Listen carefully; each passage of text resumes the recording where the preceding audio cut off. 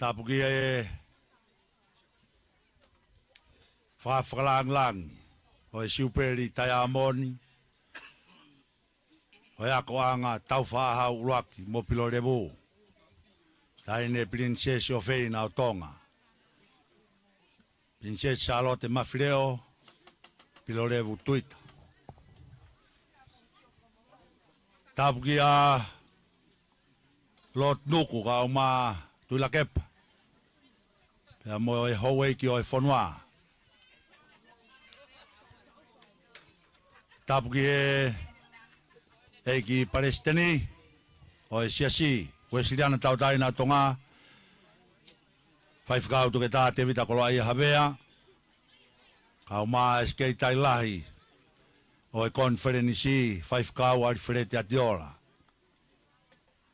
Tapuki e Houa Minister o e Kalauni ka uma e kau taki o e ngahi potu ngau e ai purenga Hula matatoa ka uma katoa ki Pangai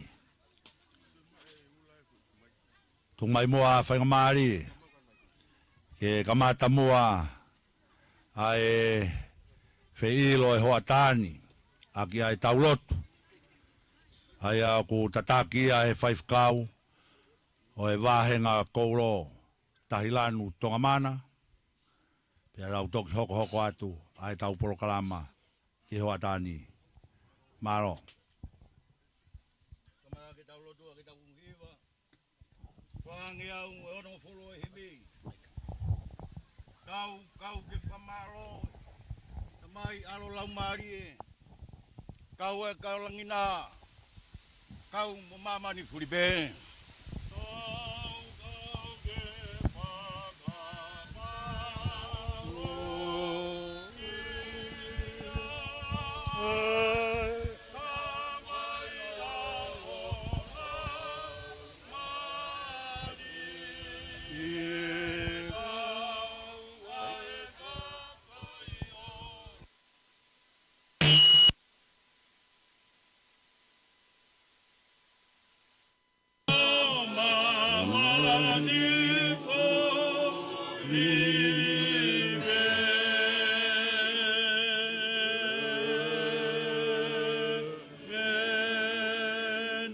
Dua koe maulo tua beia. Ke kau mai a mamani. Kau mai pe moi kakai ko tobe. Kau mai molangina. Ke mau ngoi ku napa mari ai mau whawheta i. Pe mo lahi hono ofeina ngota mai ki. Taufa'ahau Pilolevu. Ko long Katoanga ko Petani. Talumehi aho na ke finangalo ke whakakoloak. Agi tofia whakalangi ko eni. Ai foi one. Ko ia honi ko ne au sia. Siupeli Taiamoni kau fingo fulmanima. Ai whakakoloa mo teu tangata. Nai whai e hongo tamaki he tapu ko tobe. Koe huibe, koe ki koloa whakaitaneti, pe koe ki tofia whakalangi. Ke teu i hako topu e whanua. Ke poto moe abasia ke hea whiona. Mea i hene tahine whakawhalangi. Salote, Mafile'o Pilolevu Tuita. Hene a lot noku. Pea moi Houa ki no pere o whanua. Kau wataha heni. Me ai e presteni o siasi. Toke tā te vita koloa i Havea. Kau maas kei tai lahi o konfenisi. Whaifkau alfilete atiola. Ke whewhakamoni aki mo sea. Pure ako. Kau whai ako. O ki tofia whakalangi ko eni. Ai whukoloa ka whakawa kua ke whai ako hono whakakoloa. Pea kua mata mea tau wheiwa he kua ai hono ko wana. Iai hono kau whakawafonga. Ko iai mono kau minista. Iai mono kau toge tā he tapa ke. Kau atu ai, moe kau whaife kau, ngahi pot ngā ue katoa pia. Ko mautai maari he teu tangata ko whai. Pea koe ahoni mahangak malot whawhita. E sipe lea te mau whai whatatau ki he hounga ki ho mauloto. Aho tāpuak mu whakakoloa ki mautolo e tofia whakalango eni. Pea kuto e tāna ki mai he tauni. Moeongo polka ma ako e ua. Ke whai ekisi ena teui. Ai hako topu e whanua. Ke whakalangi. Ki atu pou pe mohono whanua. Mau i he mlai Petani e ke taritare whita.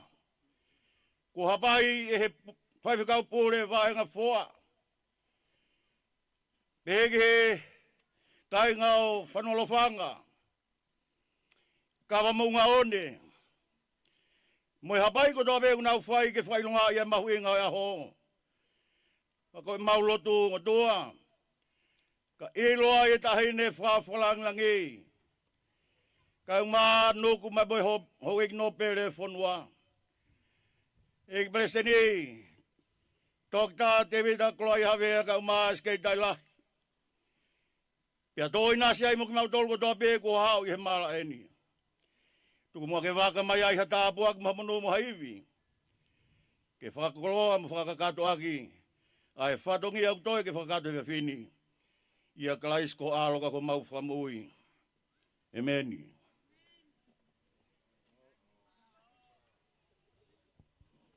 Alo koe lotuia nai tataki atu e whaifkau pia me i koulo, Tailan tonga mana.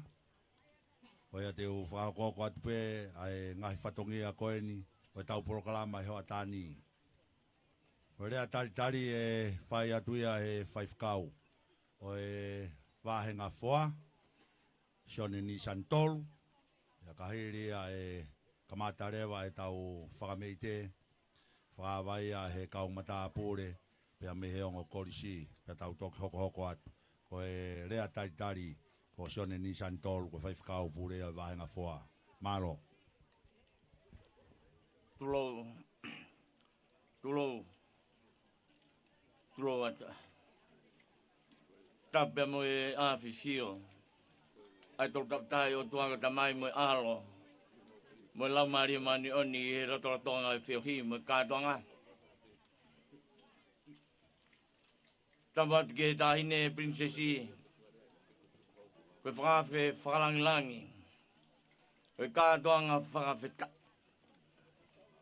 Koe hoko sia he ongo ki itamai ke. Taufa'ahau Pilolevu.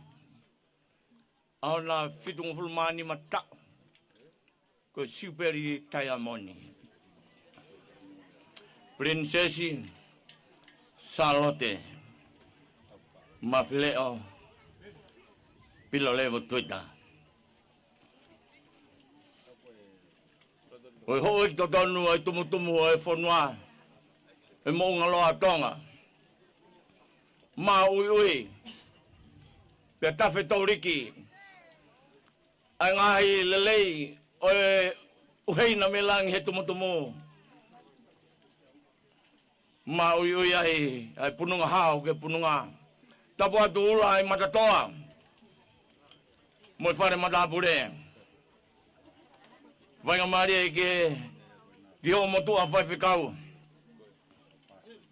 E whootua o whakawhawhonga atu. O whakakato ai whatongia. Ma whatuki o hoa tāko eni.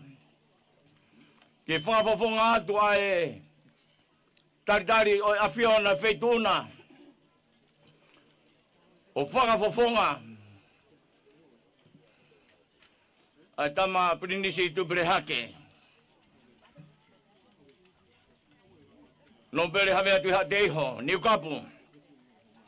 Sea whararea, whawanua, whanua lofanga. Kama maunga one, matua whaiwhikau, se tuata, matua tau he whanua, whihoko na hau,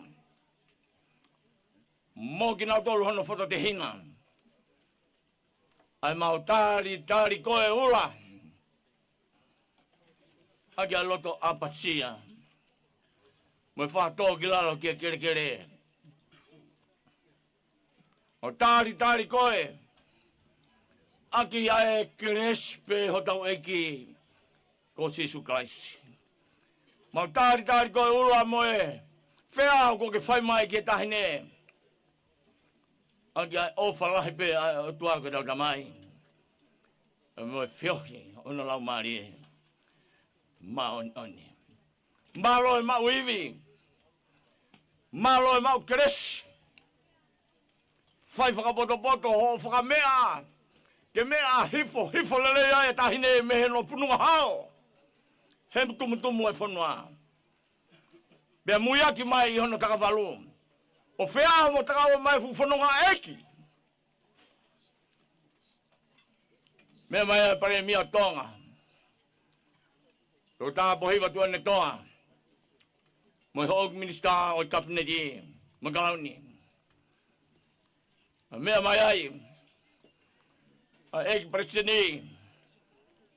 Whawhikau sea ko whiri a konferenisi. Ko mahihiri ka mai sekretala. Ko presidenti malolo e ako. Ko puri ako lortonga e koriska tubo. Whawhikau arifarete atiola. Mea mai ai. Kau whawhikau sea malolo. Kau whawhikau pure malolo. Kau puri ako. Tunga pa malakanga. Whatongi ako tūholo aki. E pureanga whanua pe masiasi. Ola. O ke mea i be. O ki motuani ki o ki katou ka estape. O kulahiange. Ai foi tokona ki au tuhe la. O ke aufuri pe. Hono kotoa mo hono osi e mo ui. Kasi ki mātua whaiwhikau, mo se tuata. Mahuhu he no fo o tokoni. Ge tauhi. Turo wata. Yo no tauhi ho whanau mo makapuna. Mau masiwa ango. Nge eskato estaha koeni. Ia harea ia e mo ua. I whakapofonga e mau ofa. Ko kolo pe Tonga o toka e ho marau mari ko whawhetai peke iki. Whawhetai ki ono huaka maani o ni. O mauiwi. Mau keresi. I whakamea hifo e tahine. Whawhalalango a ho me tumutumbo e whanua. Mea lere mai o mau hono mea anga. Ea hake ki o lunga. Ka mau fia hei. Mon whamalo vete atu. Whakapoto. O ngā whai o vete motuhi atu e kawha mo fue. Kawha mo fue ai e whatongia. Mo wheme kuina ko whihau hawaki Tonga he aho koe ni. Kane mea mai i he merino pe me kresi. Ke mea i hono mea ngā. O whakalangi. As i Katoanga pe ia e wheitu una. Tau whai e mau pou.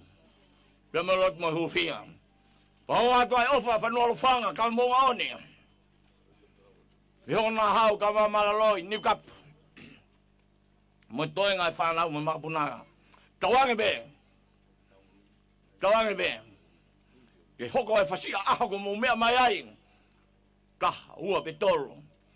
Ke whiohi mo ki mau tolo i mo tuni. Ke whama whana ki tau tolo e hafsi. Ke whapuro ki tau tolo e pia wafi. O lau maari maani o ni. Ke whama whana ki tau tolo.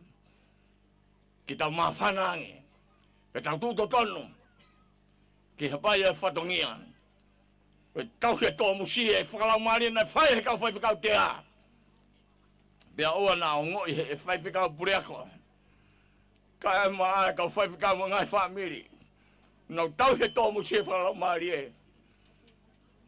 O kuri e kina ki lau tolo i toa mo hapai. Hono o osi mono katoa. Kake mo o mauni maha mea mao. O i haka kiri siai te pe. Haka kiri siai te pe. Mo ki loi muri one. Ai a whakamamāroi. Ula matatoa. Toa hao inasi. Peke hako pe. I hana kiri e whana mo makapuna e whaitona pe. Ko tau sakala beniti. Ko tau o moe. Ke kume a tau iwi o toa, mo fua, mo marohi. O ike tau hapai o tauhi. Mo fua tokoto e tākanga sipi a eki. O nge kono fua tokoto e eki mo ne kau whaifikau.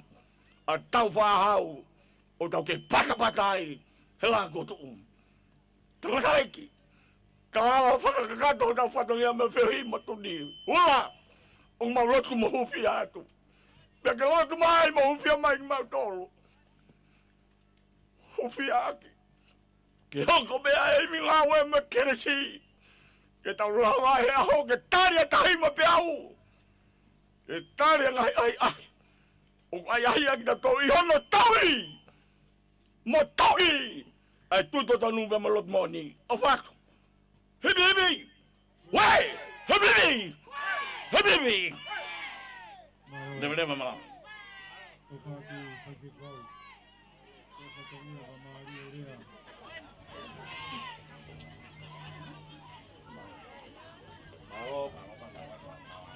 Ao koe rea taritaria o e Houa ilo o e Hoatani na whai atu e whai whakau pure o wahenga loto whoa sione ni santolu ko ia ula matatoa whenga maari e koe ni ke hoka atua i pia e tau whakameite atu ki whawhakalangi e tataki e kaumata pure o e ongo ako anga tau whaahau uruaki pia mo Pilolevu.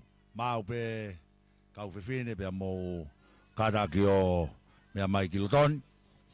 E kamata rewa ai tau whakameite, ai hoko atu e tau ngahi whakawhiewhia.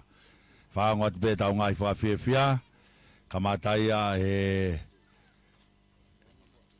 ki pare mea, kau maa e ho e ki minista. Kau ngā whakapureanga nai mui whulau mai pia me Tonga iki pe kau ma whatahaya pe moe kowana hoa pai pe moe kau ngā whakapureanga e vai whanua haa pai nau tolu te nau kamata mai a e whakawhiewhia o e ahoni. Ataki Malo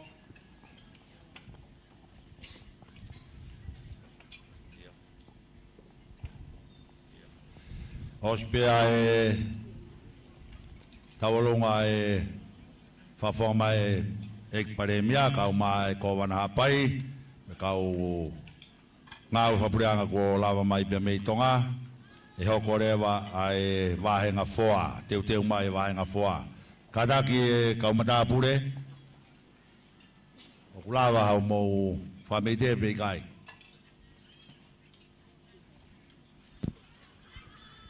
koe tu ia tau porokalama i he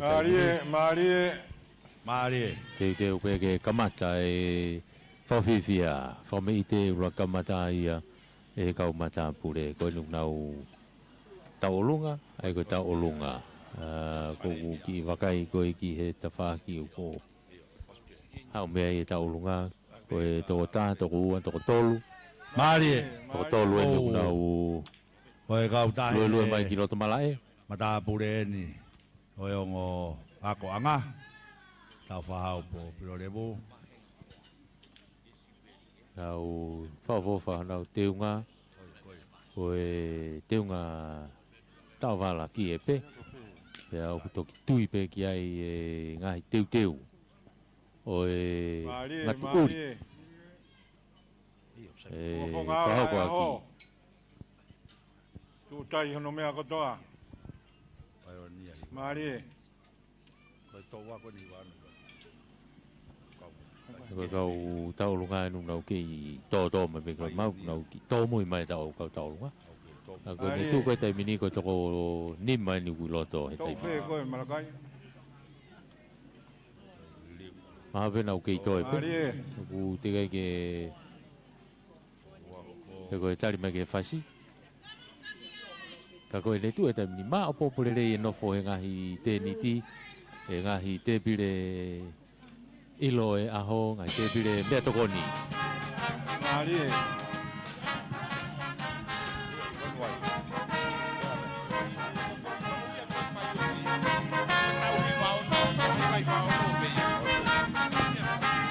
Marie, Marie.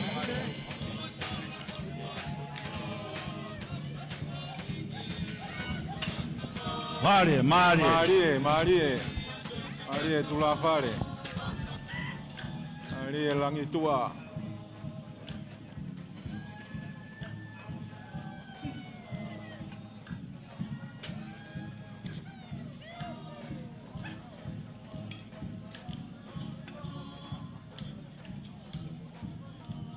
Marie.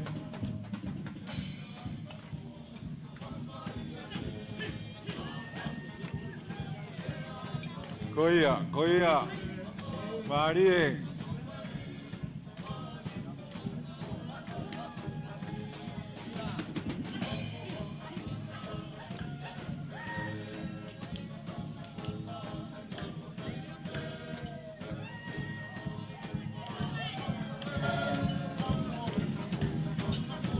Marie Dalunga.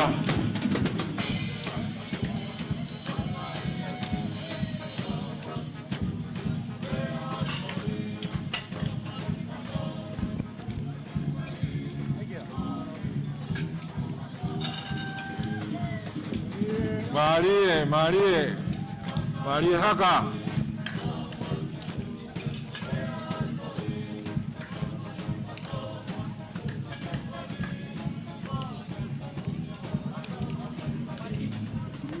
Marie, Marie.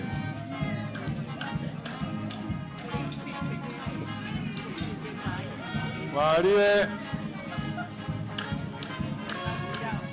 Aqui tu lá fora, bicho. Marie. Marie Dalunga. Malo. Malo. Malo.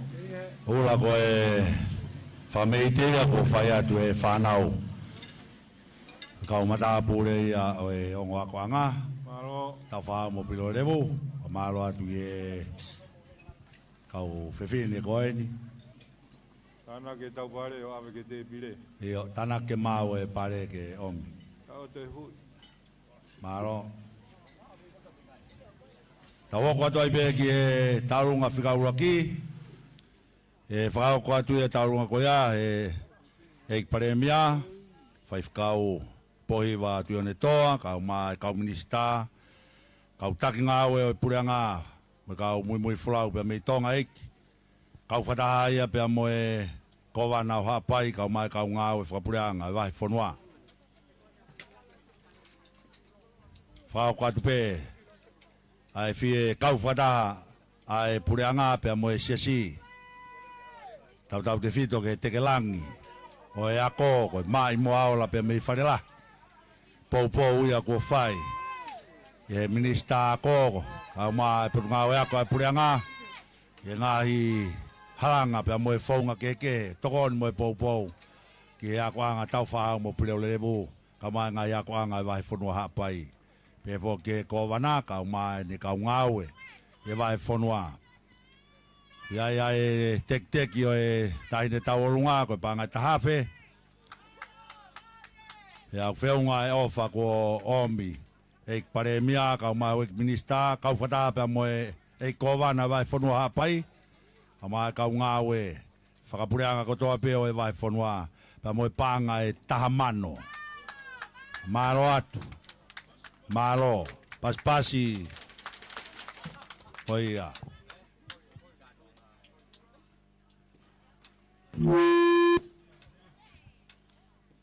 Kau ai pia e whakarea pia me he tau olunga koe ni. Ko e ki pulu koe ni o e whinemotua tau olunga. E tau hia ula matatoa ma e tahine princesi ki pula. Pia mo e whakawhe whakalanglangi kau mai teki o e tahine tau olunga koe tahawhe. Malo au pito.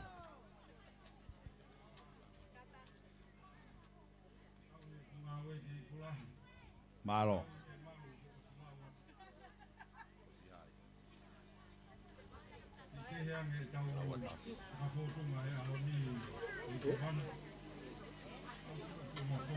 Quando mai abbiamo motori, quando mai abbiamo motori con calato che mo mai.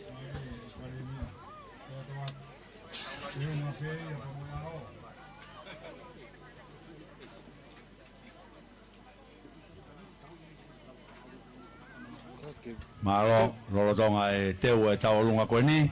Teu mai e wahenga foa. Wahenga foa. Katoa e foa kotoa ki loto.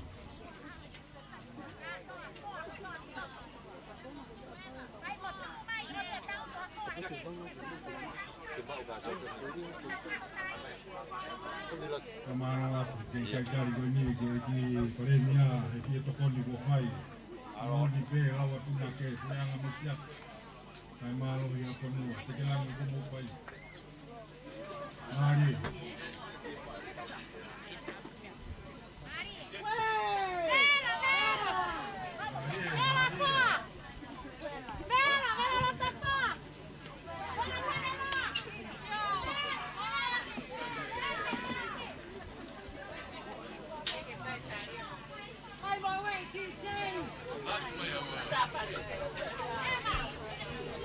Malo.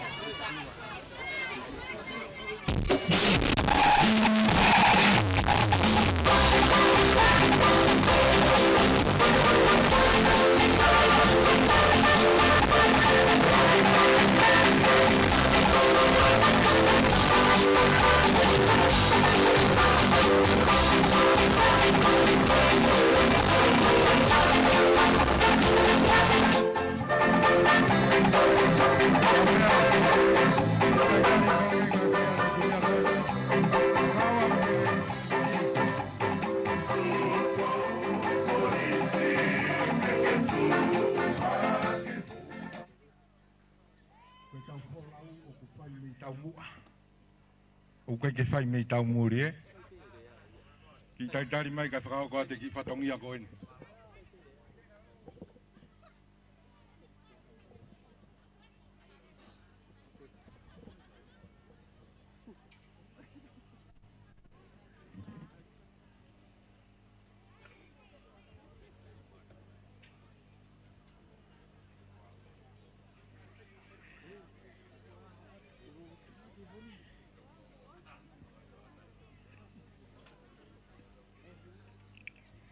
Ko le whamore pe tahini.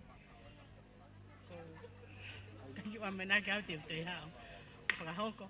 Ka neongo ia ko tāra hau whikau. Ka ko lere mai pe ke. Ko ki whatongia i loto mala e. Ko mea pea e tahinena. Ia moe maha ko sea mai ki te ki. Ko lango whatongia pe ke. Kangata e pale mia.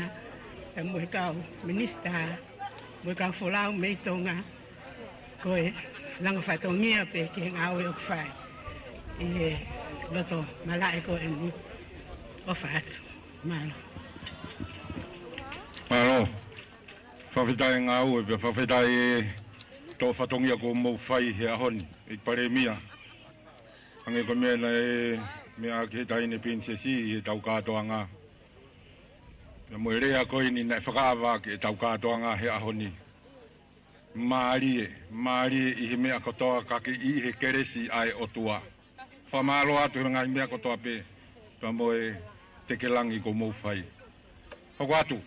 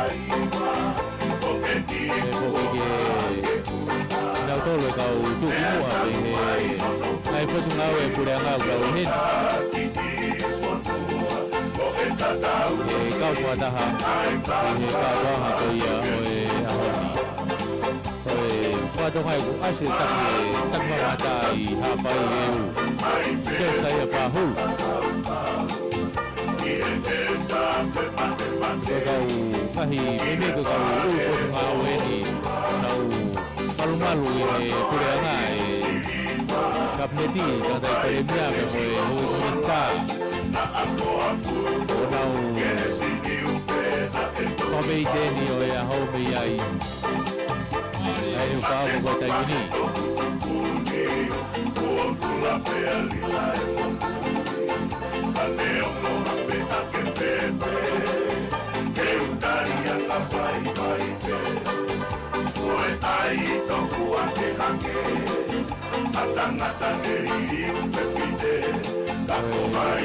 Mau e ako, ia e kau takere ko tunga e ako.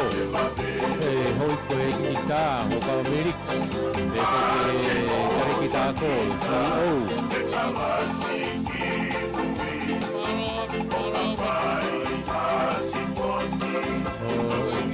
O berenuk, o e minista puke ko tunga e polisi, o e sama te api.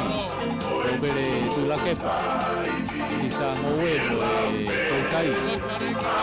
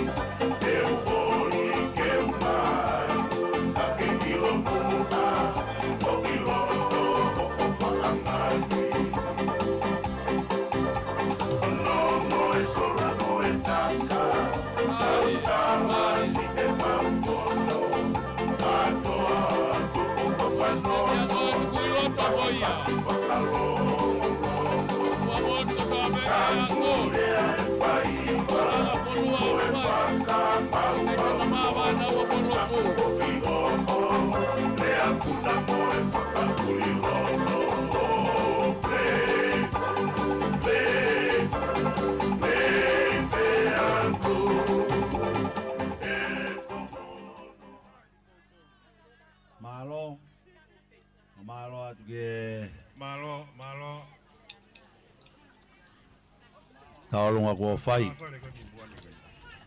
E whaka wat mua e.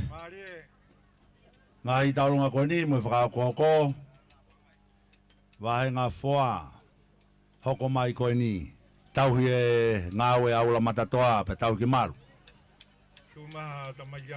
Tū mai. Whe, kawa ko. Kara kia kau whako. Wei hake tamaiki ke. Teu mai wahe ngā whoa. Whoa. Wo si au taki mai a e tek-teki a e tawalunga wahe ngā whoa. Teki tā e nau whasi. Ula matatoa koe pangai tā mano tā awhi mā anonima. Mālo whoa.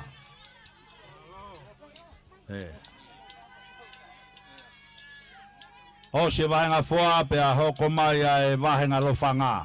Whanua lofanga. Au mai kau Kolisi Taufa'ahau pe me he vai ko toko mea. Te hosia pe whika tolu mai tō wako hiwa ono hiwa fitu. Paionia hiwa ono. Hoko mai ai tō wako wanoa tahaua wanoa tahafitu. Ospe hoko mai ai kau Kolisi Taufa'ahau hango ko whika ono ia. Hoko mai taolunga lang vi. Hoko mai ai whakamanatu o siosaya pere. Iai hangai whakamanatu pia mo ngai taolunga katake o hofi mai o talamai. Malo.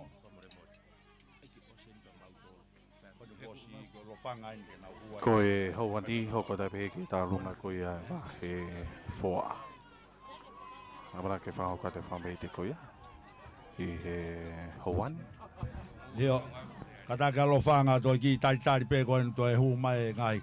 Hala tūsi mai pe tau mea hapai. Malo, Marie. Iyo. Iyo. Katoa mai ki loto vahenga foa, whareloa, whareonga.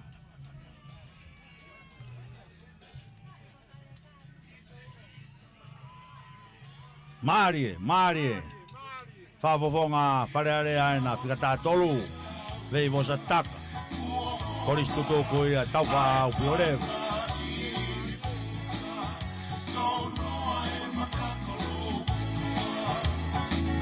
Marie.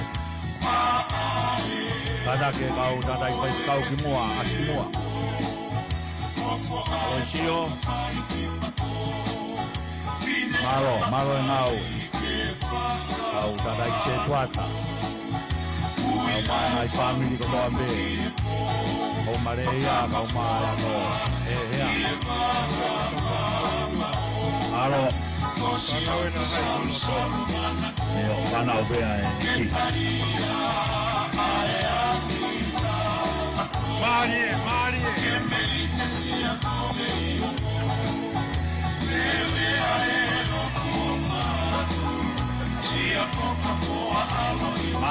Marie. Whanau e ki mo fia e ki. Wait! Marie! Bela Mafile'o.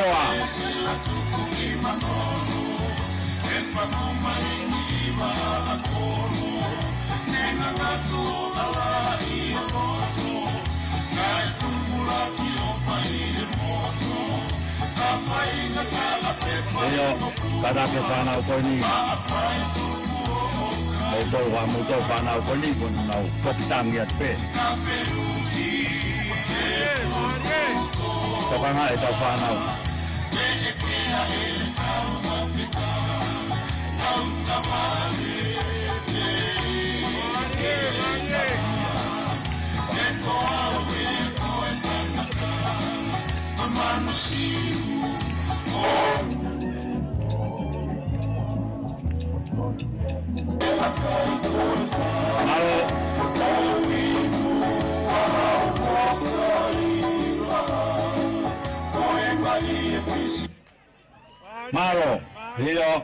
Malo foa. Hane whaifkau son nisantou teu mai ai tauako. Ai paionia hivano mo tauako hivano hiva fitu. Ia nau kau check-in na nau tolo e wakapuna koeni. He wha. Wa verewa. Hosia pe hako mai wahenga lofanga. Ai teu e whakaheke kai foki.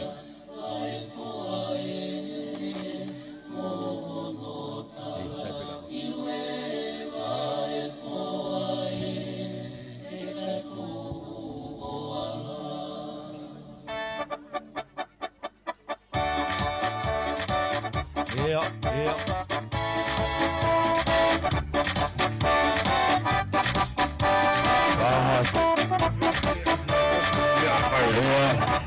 Apa ile uya? Mari.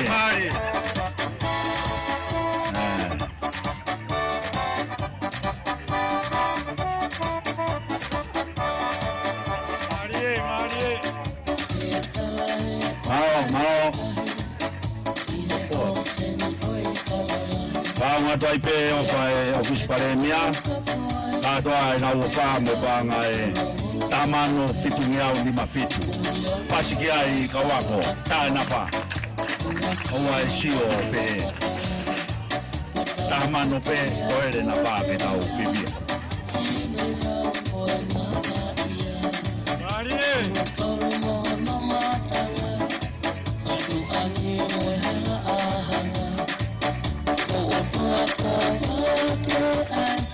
Viene ofa me yo Kolisi Taufa'ahau fifita haveareta, la momere haveareta, la me hafeva taiva favalu fifita ka uma taiva ni maua ko mere haveareta. Na ki ofa ko tuhau mai pe panga ni mangiau, fa maro at ke fai kausea. Maro lo vavau, la mo ofa ke ngo to va fini koen. Eu ia tu pena I tokonia lo Tonga whawa mapa te tau Katoanga.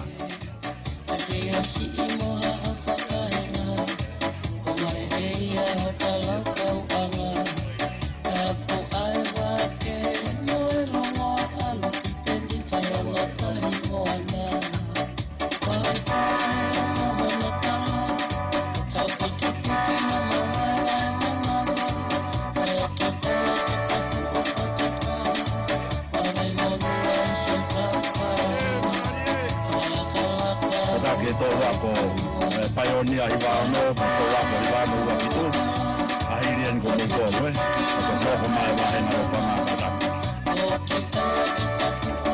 a mai ga mo fa ai toda ko me pa ho hako ko pa nga ono nge au pe me loto foa ma malo mo lo mai malo io malo foa Malo talunga. Pamana tatenga itoko ni koin ko tak mai vivita havereta Koristo tok tai fa valu a ma mere havereta ko tai va ni mawa pe me ha feva ko panga ni mangiao malo aiofa pe mo tokoni me pa ao hako ko ma malo mo long mai le ko panga yo no ngeao malo au pito ho mai pe ngai tokoni ata pe io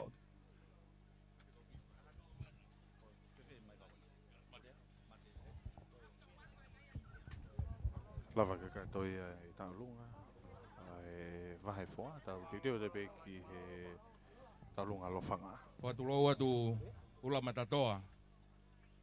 Ka whakao ko mua ai fia koe ni pia me to wako. Koe misi ai siasi.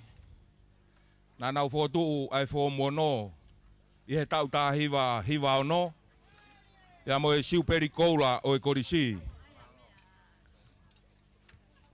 Ko tō koe na kui mua. Koe kaptenia o e tau koe ni ko maulupe ko tofa. Pea behe foki ki he tō wako koe ni koe whaiako ai tōu tā hiwa ono, pea moe pioneer hiwa ono. Ko tonge tā unga tea kata. Pea koe pure ako, koe sekei tai lahia o siasi, iha honi, ka maa no hoa. Pea behe foki, ke tokon pure koe 5 kau, Malolo ko Katarina lutui. O whamanatu he tālunga ko ni e te utalahi ko Viam Petelo. Ko ne pekia. Pea behe foki. Ki he taha o e to'uako ko ni ko ne pekia. Ko soakai manukia. Whamore ala ula matatoa ko teki. O e ki whine motua ko e nā o kutau o lunga. Ko e paanga e tahawhe. Ke o atu mua ia ko e whakamoko. O e tahine ko whahina.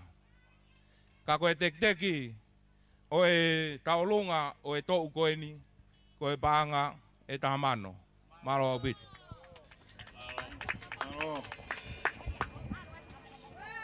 Malo kia mafi tautu ki e hau. Au mā, ai koe tō wako whēni. Hiwa ono ia. Siaki ari koe whaifi. O e ongo Kolisi ka o mā e whaifkau i tap. Mo e si whanau koe ni kuna o tua tui muana. Maro e manatu. Pure ako e tō wako koe ni. Pioneer o hiwa ano. Fotua e whao muano e Kolisi. Tau e Siupeli koura e taiwa hiwa ano. Pure ako ko e sikai tailahi o siasi. Wafe wataha. Whamalo atu malupe ko tofa. Si tō whatongia. Te whine ko whahina. Malo. Malo i te kilangi. Kau e eiki he ngai whatongia ko toa lolotonga pa mo ka hau tua whatu. Malo. Mari.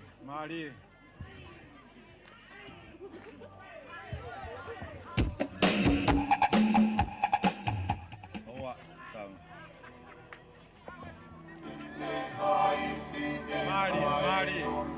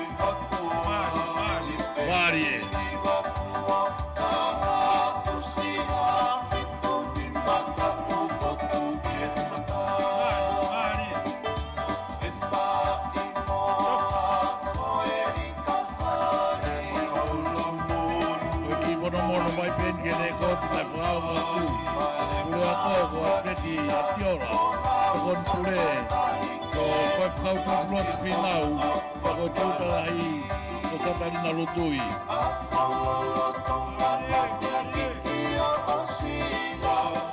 Pea mo William Petelo. Katarina Lutui mai ho whakine William Petelo mai whanau tangata.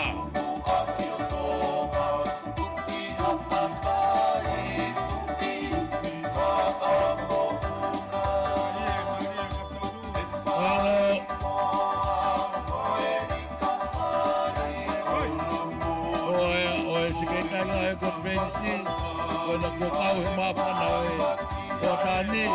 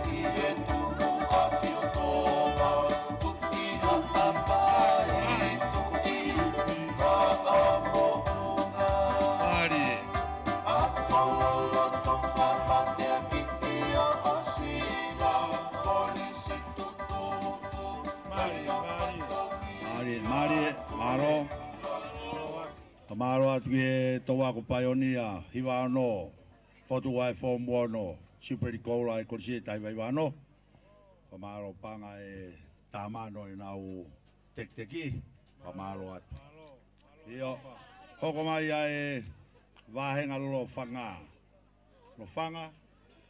iyo mau pepe mo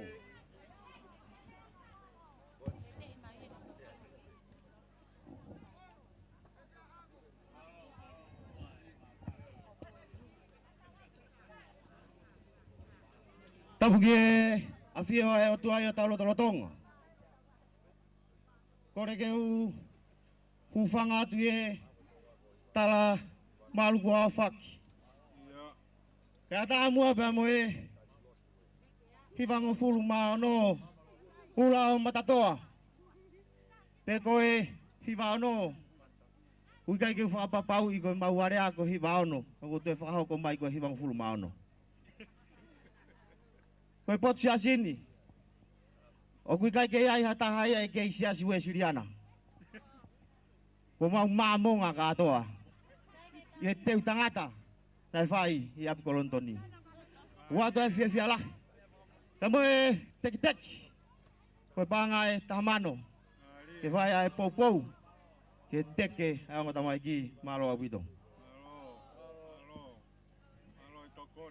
Ongo TJ Loua. Mo haha whakangataha pēha whainga whasipe. Malo e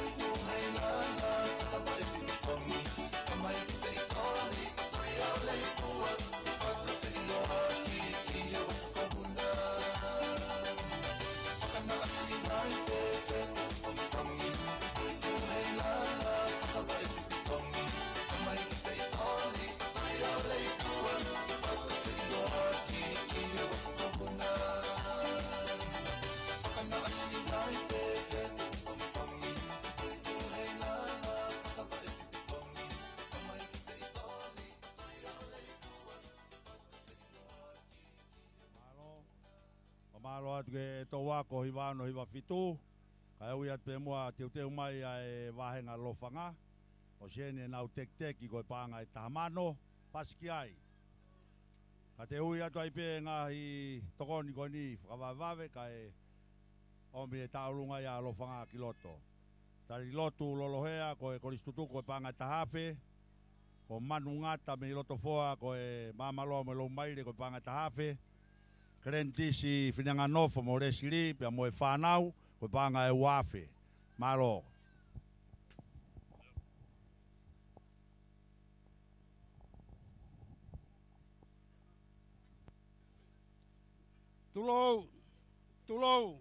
Tulou. Ula matatoa. Pamore. Kau hufangat pengai tala whakatapu ki mua. Ko ia koe whatongia e hoata koeni. Koe kau tu ki mua peia. Ka ko ia koe fotua e matapureni. Ke whafofonga atu e whatongia e hoata koeni.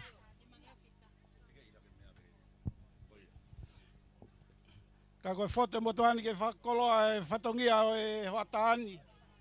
Ura matatoa ko whamore atu. Kai tukumua ke whafofonga atu. Ai ki whatongia koeni ke taulunga e wahenga lofanga.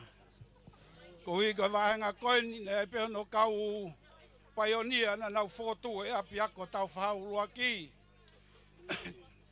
Ai iai mo mea ipe a havea mo lista manika. Ne ai pa mo senet paongo. Iai mo man paongo, pau kehen pa tota te vita paongo. Sai lau noa, malakai lau noa. Kung nau tolu ai ka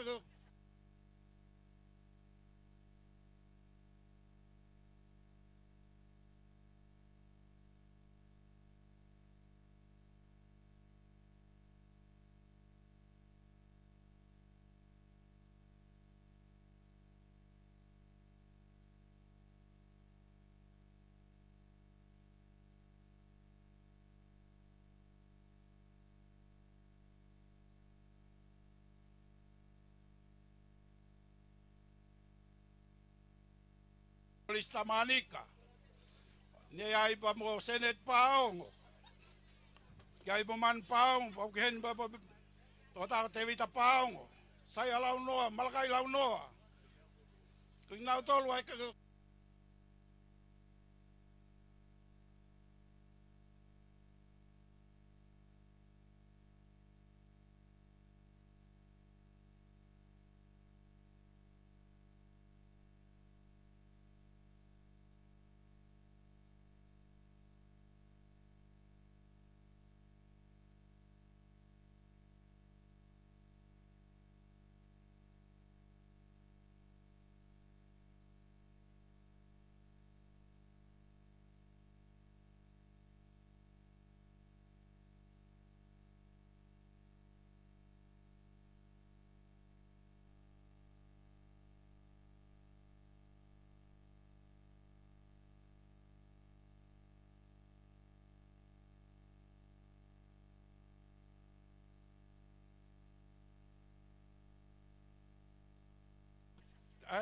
kina tona na foto e apia kina tona na foto e apia koni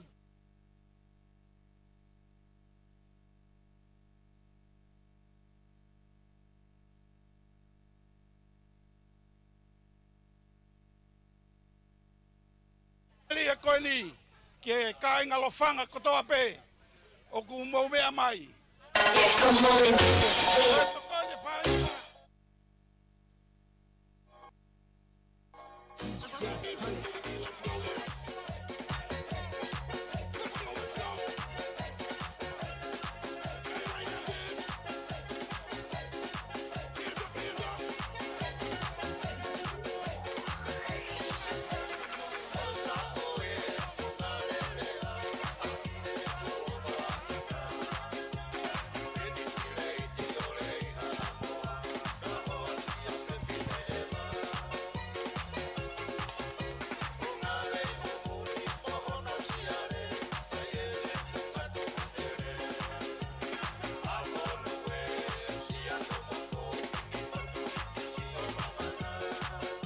ai vamos senet pau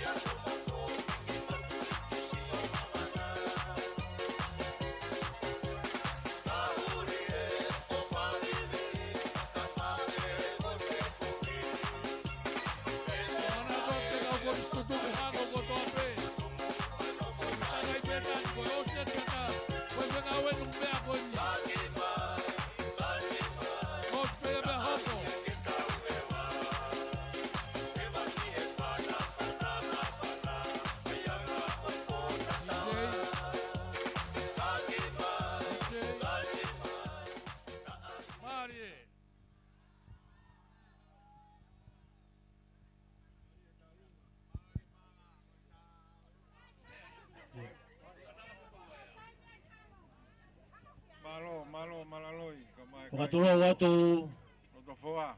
Ula matatoa. Tau hii nai whalauna whakatau mua tonu pe ki tonga eiki. Tū pe moa ke ki te noa atu whunga whanua. I hene ai tokon pure.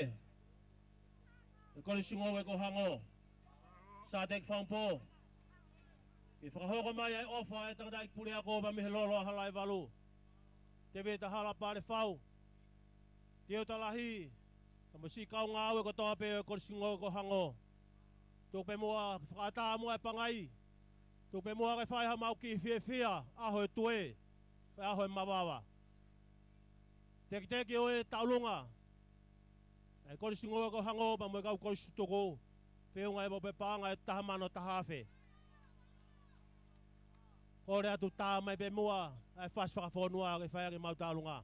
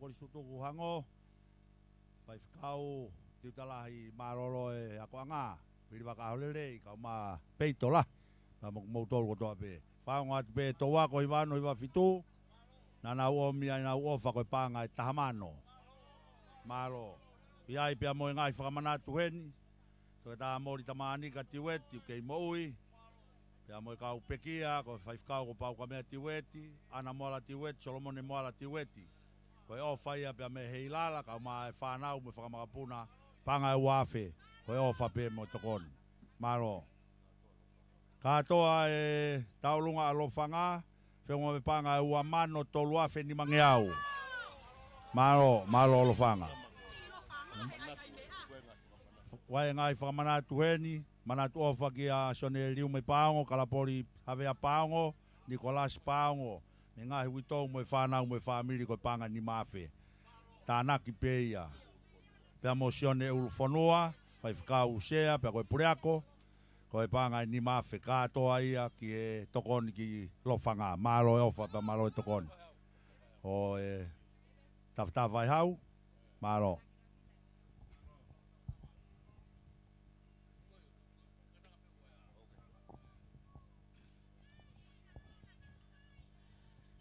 Tulou atu moe apiko Petani.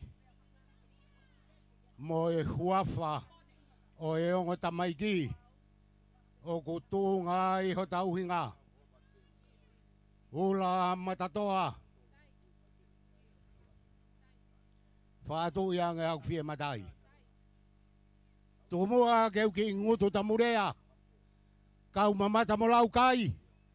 E koe toki esi mogo muu. Kana e tolo afi. Fitu ngofuru mani matau. Moe ku teki na pe foi one. Hange pe ha kau kakala. Kei fongi a elala. Hafingota mamona. Kei lofi a heloloto. Whawhetai. Aho ni kua ke a whea. kere tupu ai a koe tu hapai. Whaka mana waha ke ai. Ai ongo tamaiki mau kau ai he lau. He aho koendi. Pea moni pe tala. Oi api ko Petani. Uku ki moana ke no whangailo. Lahu e mai pitenga malu e poto. Pro mo e hina e whakau tau ao. Tonu ngā ngai loto. Pe anga malu. Maunga ke loto. Whai anga e lau kau. Tumua. Ke whakahoko a te ki whamei te koen. Me he loto whare o tafa e hau. Na iai pe ai whae. Na e kau. He tāwai he uraktou ako. Mea bango. Kone si pekia. Me he api. Ko tāmas kusi. Ana de takai whare ange. Ia tafa e hau. Na iai pe hano kapteni. Na iai pe hano mamaloa. Pea iai pe hano kau matapure lahi. Pea huru atu. Hono kau mate akiri oa. Hei kai teu to e tālaloa. Tōmoa keu whakatulou atu he. Kai tuku mai haki whasi. Keu whakamei te atu. Rewa maranga. Katau atu. Teki taurunga. Koi panga tamaro.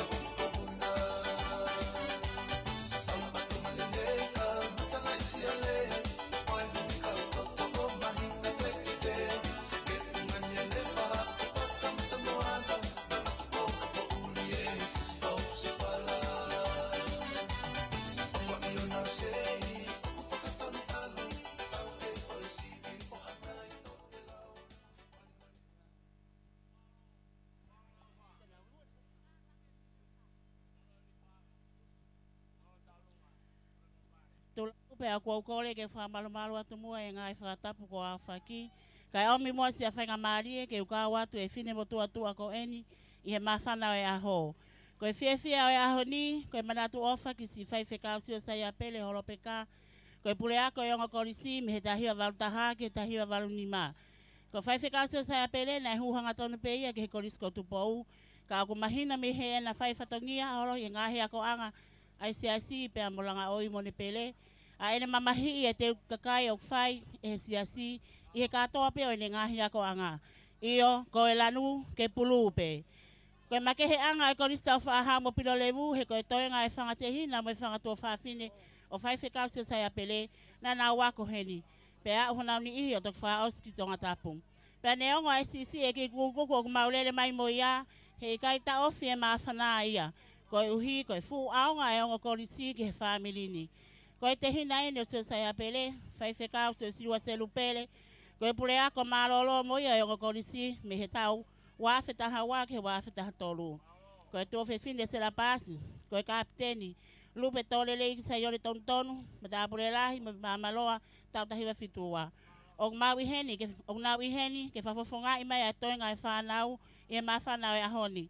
A meha Siupeli, Siupeli a me wakapele, la tua avala pele, wana hiki atu, Lose kai tapu, inistari a uli, aliki pele, motoke ta tokasi whakov kai tau. O kukau mai he mawhanau e aho, ai whanau a sio Siupeli, Aia o Kolisi tukua ia Amelia fi haki mo fai fekau to kita hi fi haki. Sera sa sin telefone mo son telefone. Saresa ai se apere mo mata pere. Pea mo fai fekau vili pere mo se piuta pere ko mama loa lo maile mo tax o tau tahiva vanima. E whakakato e mawhana e honi, e ki moko puna o whai whekau se sai apere ko ane siro la telefoni tunia, ko e mama loa lo maile wanota havalu mo tax o wanota hiva, pa peke no ki tunga ane, ko tau kapo he lot telefoni. Ko e ki kukukuku o to mai, ke whamaratua ke whai whekau se sai apere o holopeka, ko e Pangai tahamano. Lewa e malanga, kau tatau watu. Kore ke teachei, ke tā mai pe, I play fair blue. Malo te gelangi, malo ngau.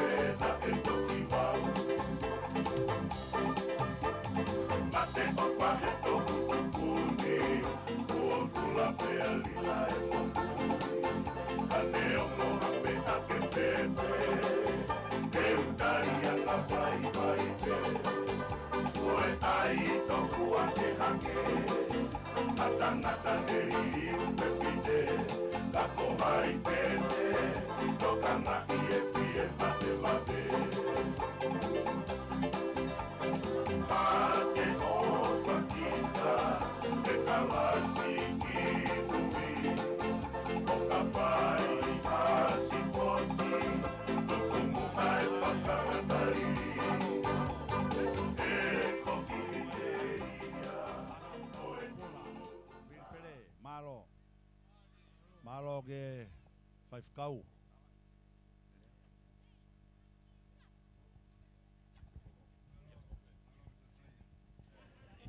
Watulo wat pe ulo matatoa.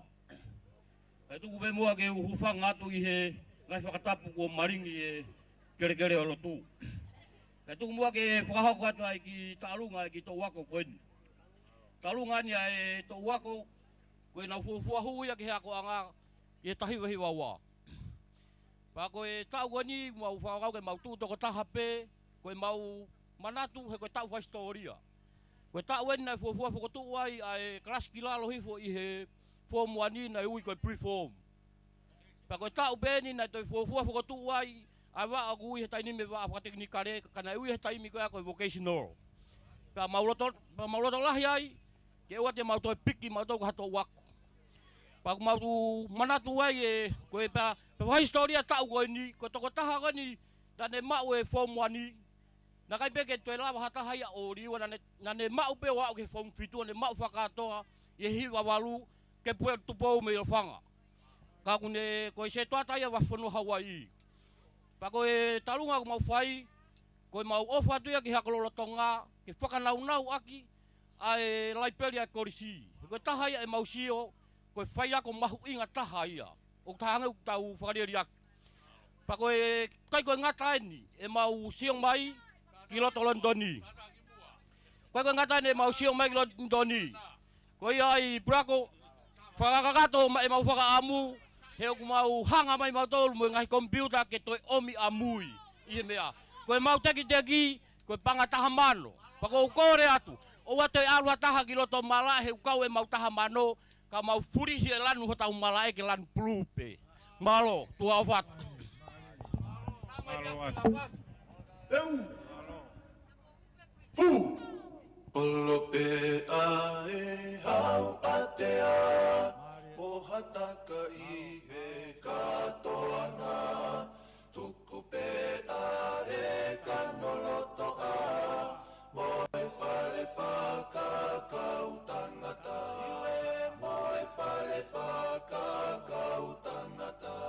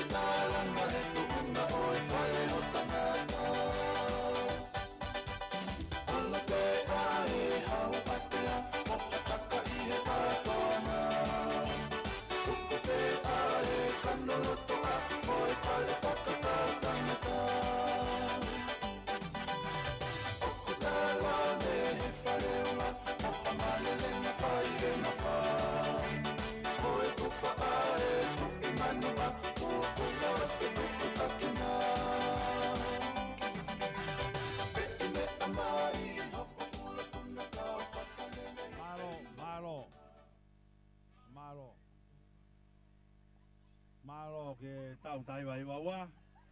Tau hoko atu e ni ki e hapai Masani. Vai atu e ki whawa atu pe. Hongo whafofonga. Hapai tahaua mo hapai tātolu.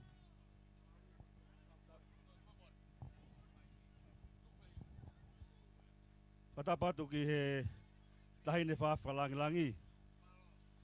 Kai ki o tue whakaloloa. Na e whahako he tahine rea whakahistoria he sāpate. Pea ko whakakaukau ki historia.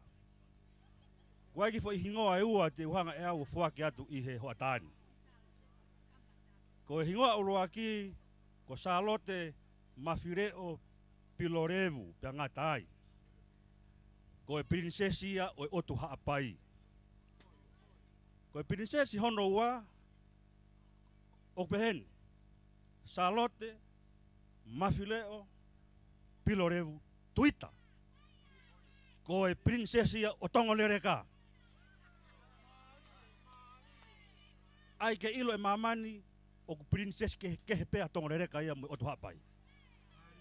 Ko re whamore atu ki otu haapai. Tau piki peki ai. Katoanga me mua kolo tau ko vela take e pe mo ne piki a ana. Ko talunga ko ni o kui pe ko hapai Masani. Pe ku piki ki ai hapai tahaua mo hapai tahatolu. Whamalo atu taine princess ki he mea Maria ne whahako i aho sāpate. Fonu e mau i pū.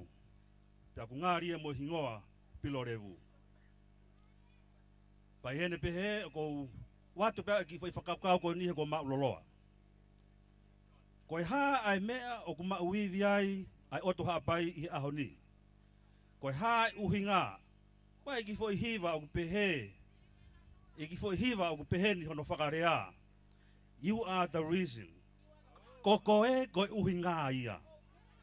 Pai ki foi hiva ia. O mau hene aho ni kokoe. Koe uhinga ia. Pa te whakaosi aki, ai ki tātala i whare koe ni neongo ko osi e tau konferenisi mo e tau rea whakalau maari e. Koe ki fo i himi ai ue siri ana, ki vesi na e whakahoko ade nai o peheni, ai ki fo i vesi, ai ke siokana groi. Na mau ikuna i he haa, pia nau tari mai, i he taata ane ta whea, he koe iwi o lami. O whātu hapai. Koe tau ikuna i he iwi o lami. O whātu.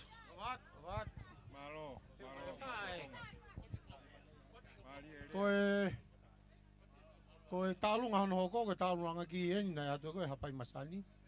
Koe tālunga hono hoko, koe leti o haapai veu i rea e tohi.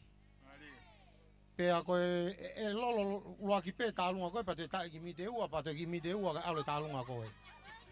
Koe konga ko uatu whamore pe tahine, ula matatoa. Ka uatu e ki whakatontonu ke rekoti nā mauiai ane nai. Koe whakahoko koe ai ui koe tari ui.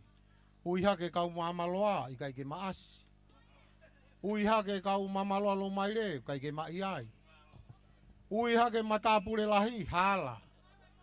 Kau whakatontonu atu hange o kui kai ne whi mau mawai haki lakanga ki o mai ka mau he taimi na maako ai. Ko mo ale whi nau. Koe taksi e tahi wa fitfitu, koe whakatontonu laki ia. Koe sivi haea, o e tau ko ia mō are toko taha pena e lawai.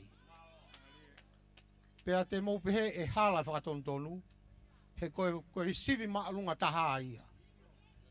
Pea ko tui e pureako ka taki hiki atu he rekoti, he kuhange pe koe tau lau, o gai pe mea o hiki wholofola, po pe mea o gai hiki ka tau toko atu pe. O kou o atu ai e ki tālunga koe ni ulu aki, whakawhei ho maanga o whaanga. Ke nā mea hake ki olunga, o whahoko. Kai whai e maki tālunga pa mue ngahi wei koe ia. DJ, tā ipe mini te ua os. Malo, apai Masani koe tek-teki koe Pangai tahawhe, koe ofa nā nau whahoko mai koe Pangai tahamano. Hapai Masani. Part 1. Part 2. Hapai Veu.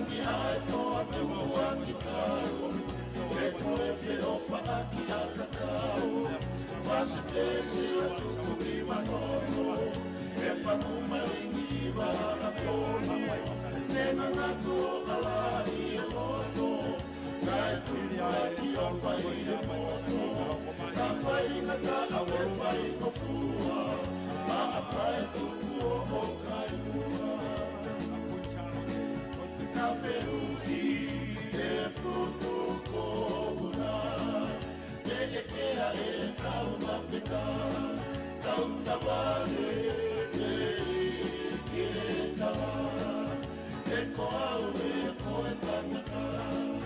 manusiu o le ma kosi e kume akai koe fa o inu ahau mokai la koe ngai e fisi o e nawa lea e o kuofatu si a kota foa alo i kalau nani ae toa tumu ati tau e koe whiofa ati a kakau fasi pesi la tuku i manono Malo, fasi o kua tu.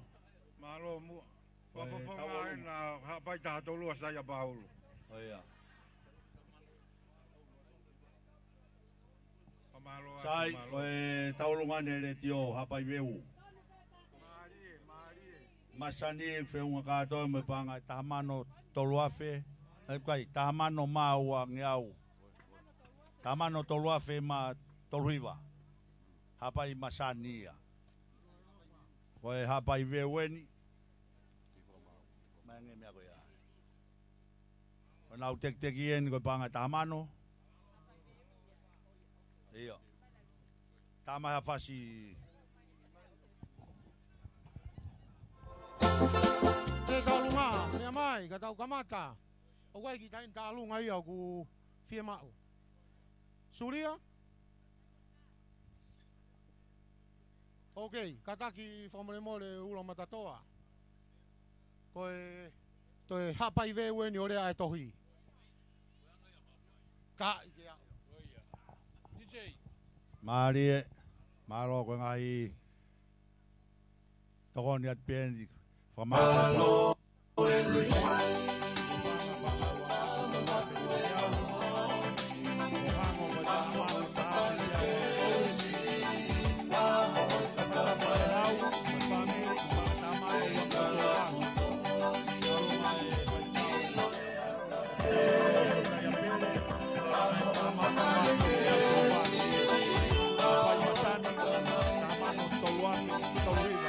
Hapai veuen.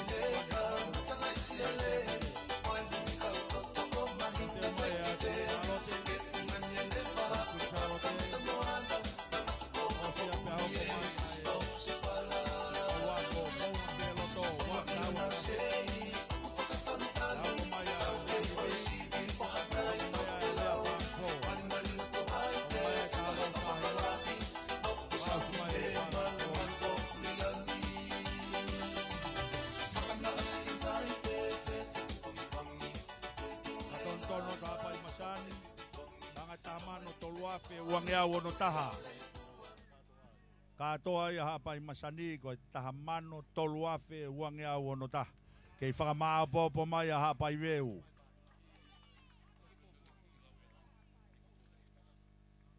Hapai rea toi. Ko e tawalunga re tio fōu ko ni hapai veu o rea toi. Whatongia ko ia. O e nau tolu nai whai ai o whamai Josefina Talanoa, me i Whareloa, Kolisi Taufa'ahau, me kau haapai Portland. Whungarei Taufa'ahau, au mai whaifkau whinau Taufa'ahau mo i sesi, ia mo e kau matapure koeni. Whaueti ofa, whaifkau wai maalua mo rinta maalua mo i sesi, ia mo kato kakala. Au maak nau tolu ko toa pena whai au whamai. I e ofa koeni kua whai. Rea e tohi ia. Malo ki e whafonga taha tolu ka au maa e whafonga hapai Masani mo hapai veu. Hapai Masani sione peni fifita, tau moe anga, ala pasita finau au hanga mea pea moe whanau, o le tio kolo e lose, te vita manu fetoa, misipa whanonga, toni moana mo ieng, pea mo lopet poses talanoa, me hi fotonga leka, pea moe nunia loko tui o ngonga tau, pea me i Hawaii, Taiwani matolu. Halamehi mahe tau moe Flau, Australia, ilai sani tongotea, pea safi me Nusila, tiuripe mahe tu tone. To tirila mahe koe panga katoani me i muri, na kai kaha se nite ang whakafofonga, siuta lui pea me Nusila, malo, o whaia.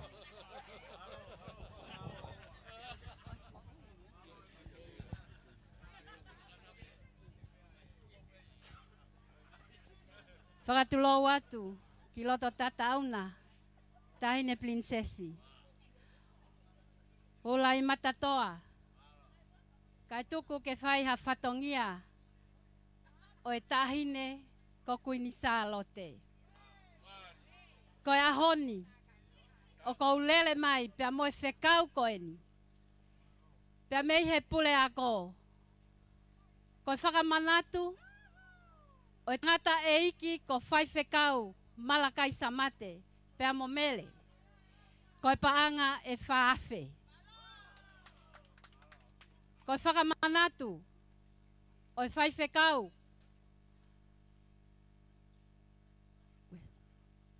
Ko siale waka, pea mo alilia, koe paanga e tolu afe.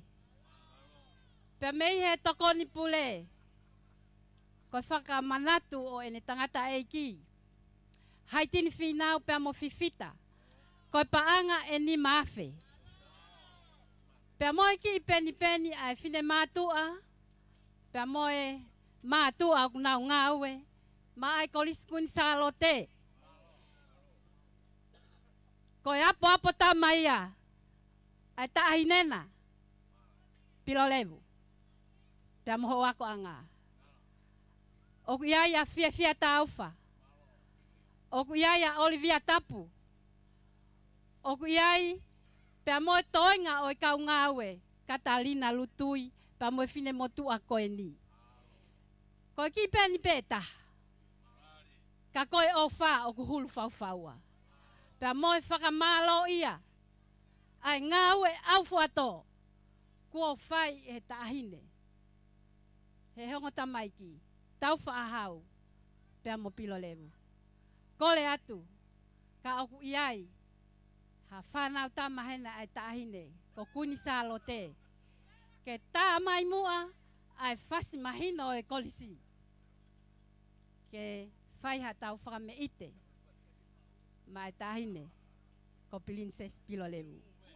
O whātu, ka oku kai ke mau e whasi o kuni Salote, tā mai pe whase Kolisi ko tupou. He koe. O whaangali oa. Koia. Motu o whakafofonga i taulonga koe ni. Taki roa matatoa. Koe ki whanau e me Kolisi Salotonga whanongo mai pa mei Portland, mei Amerika. Nau tala mai atu mo e tahawhe tolu ngea uke nā ke kaua i peia i he taurunga ai tahine ko Queen Salote. Mea kato kakala ka wapalu, waifou po tau waine tau tua a, tuimana po tau waine, resieli po tau waine vaea. O katoa ki nau tolu, mehi Portland. Tai mai ai Playfair Blue.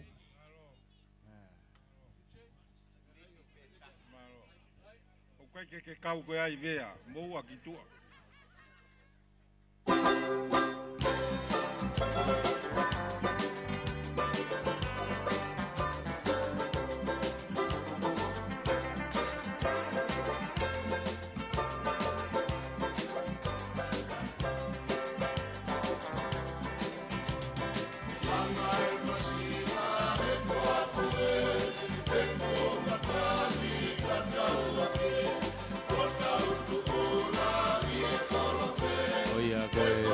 Tua e teia o e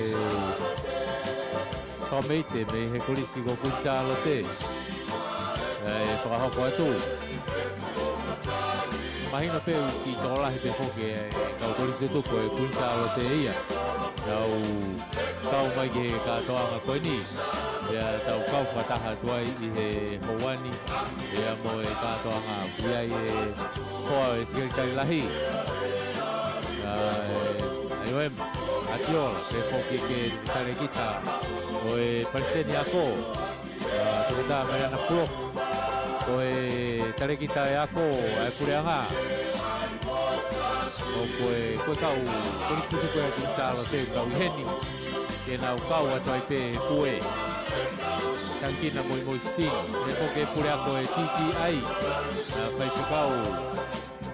Kunga te akata. Koe kau koni tutuku ia kau i heni.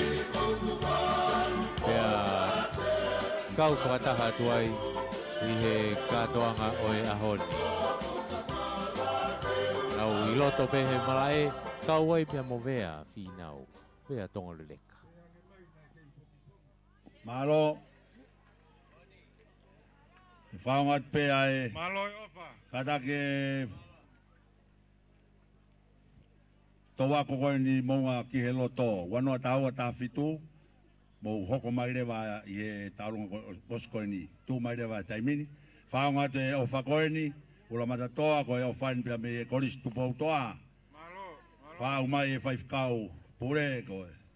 Pea mo e si whanau ako koe Pangai uafe. Fie tokoni mai pe ke ongo tamaiki. Malo apito ka isak hau kinima ka maa kau whaiak.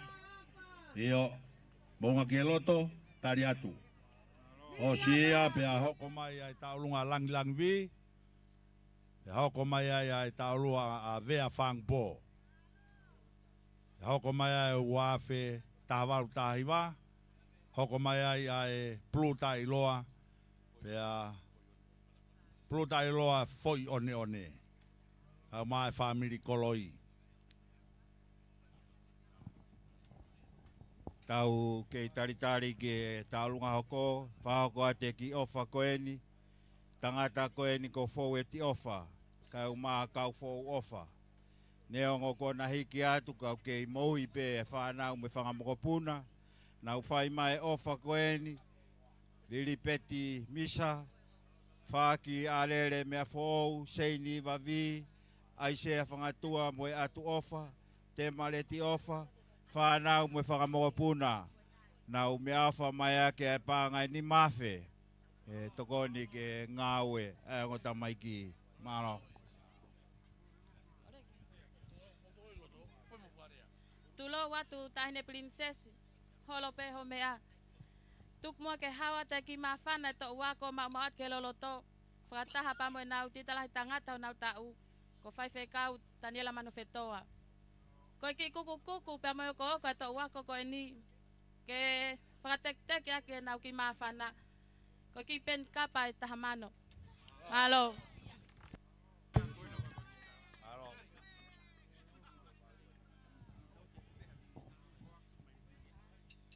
Io lotonga e mounga ki he loto, wanoa taua, ta fitu. Teu mo.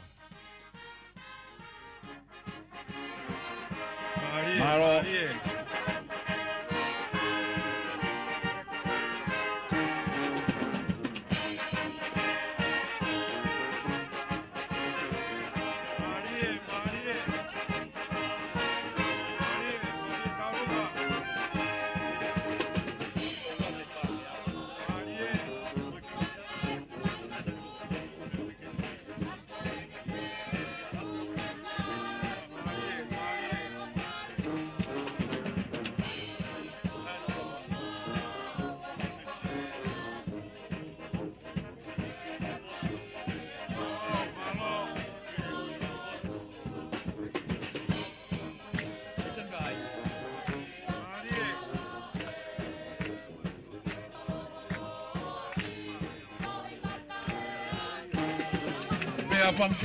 Mea whangpo, teu mai he tua tau orunga koe nā. O kātaka whaka hoko mai peke me, koe ki tō ange pē, koe pē ngā poro kalama hanga mai. Tau ke whakatui ak pē. Kula matatoa maro au pito whakatui. Pau whakamore more at. Ka koe toi pehe eke whewhe. Ka maro au pito whakatui. Ai ahoni. Mononga e whatongia.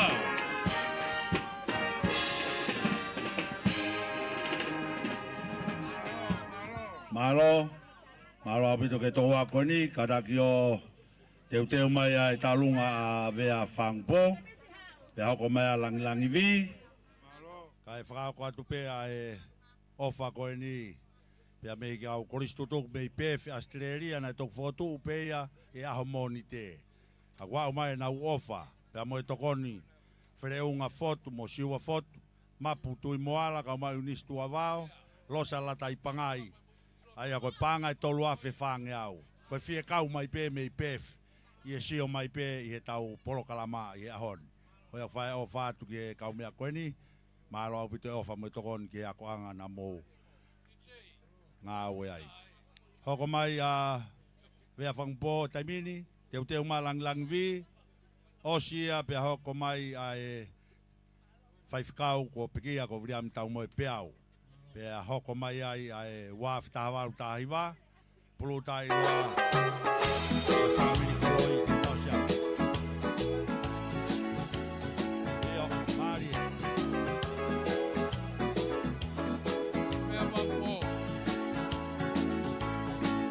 Mesika e mafaka mari no wa ai matanito kolonga tata o falala e whaka o sikato I se isa e kao mo tofua Piringia o toki e taua Uohola ai whanga I rifuka Tau noa e makakolopua Paae ui moe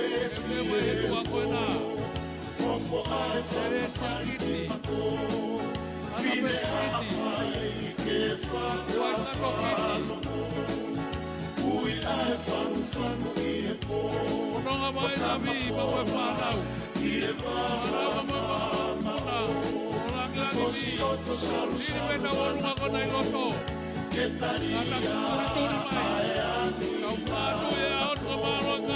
Ke mei te sia kove I omo Ula matatoa maarawi o whātui Sia koka whoa peuna Amore mare ai toa tumu aki tau E koe wheo whaaki a kakau Whase pēsi la tuku I manono Langi vi Taki ato e taine ta orunga ki loto O ai tu atamaki. Mari. Ko tau katoa ngā tau tolu ia alu le leipe. Mari. Ko ta mama e ko ni ko ke ilo pete tato e fi lo ake fi. Mari. Whakakakato peho whatongia au ke lava le lei. Ka ke mana tu I ko apongi pongi ko sāpate. Koia. Katak mai e taurunga langi vi. Whakakato peho tau whatongia. Malo apito. Malo. Teu mai a Williami tau moe peau. Kai whakaonga pe o whakoni. Ia, mari. Ia fini. Turi at pe ula matatoa. Kamata ni mata o osi pe toi ni makeni. O Salote, ella se moe heilala. Fatakau I funga atalanga. Alakau e kaloni mapa. E utanga sia sola o kutaki.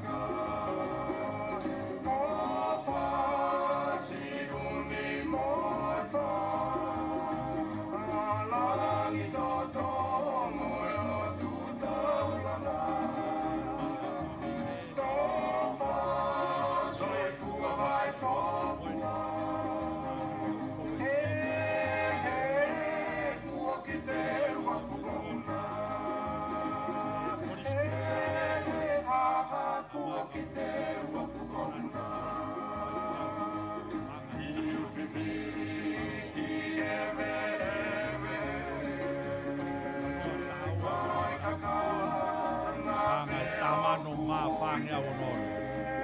Tā manu whāngea wonono.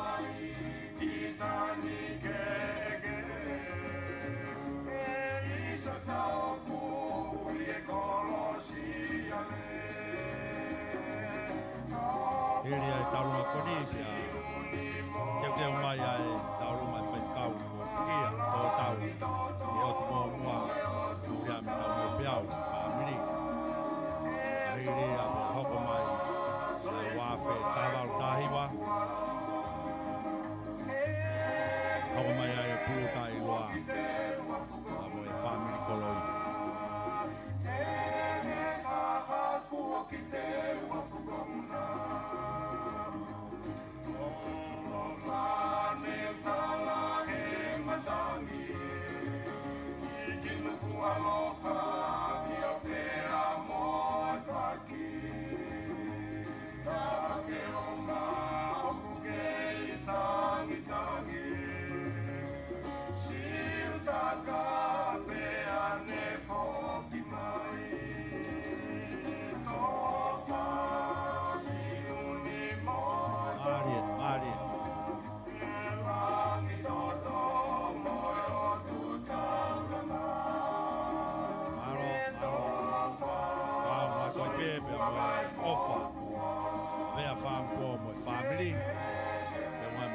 Whaafi, uangea wono nima. A malo at vea. Au mai family, malo e tokon.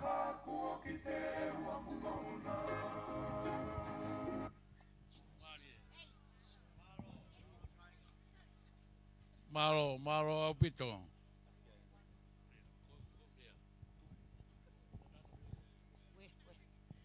Whakatulo watu ula matatoa.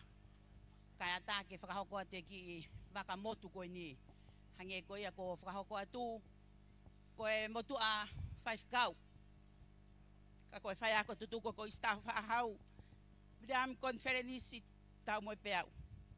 Pea ko hono ki uhi ki pene taha ko sela mafi tau moe peau. Ke whakafofonga atu. Ai fiefia e a honi. Koe ki tēnā rio kui kai tau. Koe poupou ia e mātua a kapulu hange pe koe mea. O mo mea I koe ki motua koe ni na e whaatokanga mo manako ki he whai waka pulu. Pea koe ki tēnari koe ni koe tola e ni mawhe. Lātu makaafi lisa te tafa mo ki mātua o e aho koe ia. Poupou atu ki ai ai Kolisi tutu koe ni. Lango atu I he tauolunga whamanatu koe ni ai ki tata anaki pia me tuunga mātua o kulupu London Fitnima I he ngahi tapa kehe pe o muli o kau kia e ko ngā au hine ina I Nusila pia mo Australia pe pehe ke I kare ke Amerika koe ki tek koe paanga e tahamano. Isa, koe ai mea kuo tau mia. Koe ki lau whawha o kutuku. Kataki. Ke tau hia tuia ke tangata e Palestine o si koe ki I koe uhi koe motua 5 kau koe ni neongo kono pekia o whātu.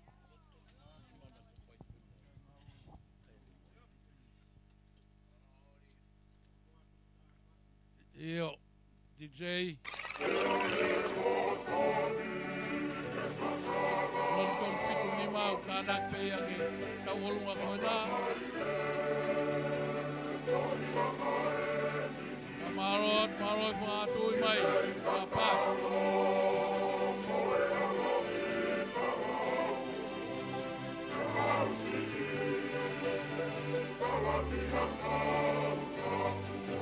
Te mari pe nā kaurunga konu koi mai, kua kuomie, kua kuaia, kau rue pe. He koe tangata o e whakatete, asi he ata.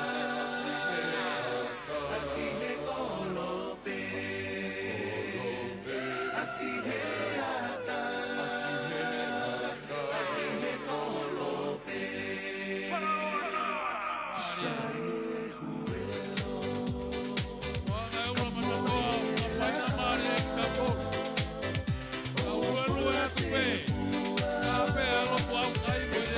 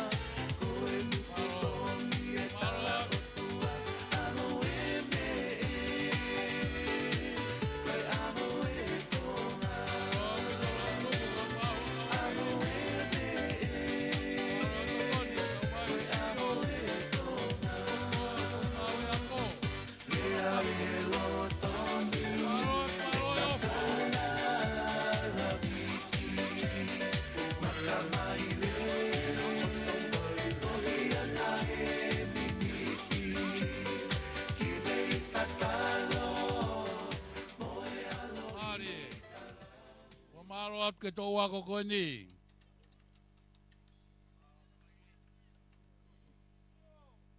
Ko tonga puke he taimini, ai teki o e tau olunga pa moe ofa. Pea me ia Katarina lutui, ko whamanatu o Mosese. Mosese lutui mo ane lutui. Ngo mātu aia nai tupu ai e tiutalahi mālolo koe ni. Whanau pa moe makapuna. Pulea ko mālolo. Whai whekau.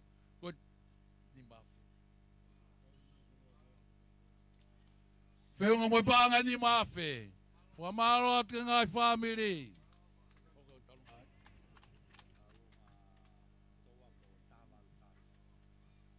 Tō wako taha wau taha hiwa. Ko mo whainga maari e ni.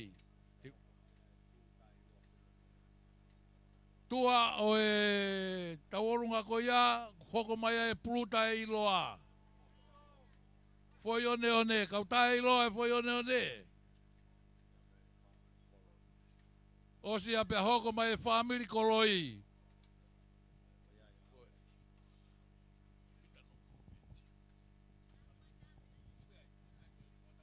Tap ke o tō mafi unga whio tau lo tonga. Tap ke whalang e ki o aho. Tumua ke a whake whawa an. Tala kakato e whonua mo lotu. Ka tā mo e tamai o e kini. Ke whakakato e whakata te whatongia whameiti. E ki tō wako. O kei whawhawa tō nau ngai kapakau. Ke nau wako ako puna. Neongo e mau teiteri uri. He moana e ngai hakula hau. Kako e mau whawhetai, he mau kau. Koe tō wakon. Koe tuu ene mālohi. Hongina koe whakatoa ma whakato whawhinde na nau fuha kanua tāmaki. O tau na whai mai kon whenisi ke vai whanua hapai. Iyo, te tala ke tonga mo toke lau. Tuku ke san, pia tuku ke waau. Taufa'ahau e mo Pilolevu. Ko te ia loto, ai e whakau. Ko tau anga, hoku kia salu. Koe tahine ta alunga o ne whae mo ta alungai e whiawhini. Koe tokon matapo e lahi whiawhine o e wafta walu. E rewa whawa. Toi whoki anga tau ki kalasi e. Iyo.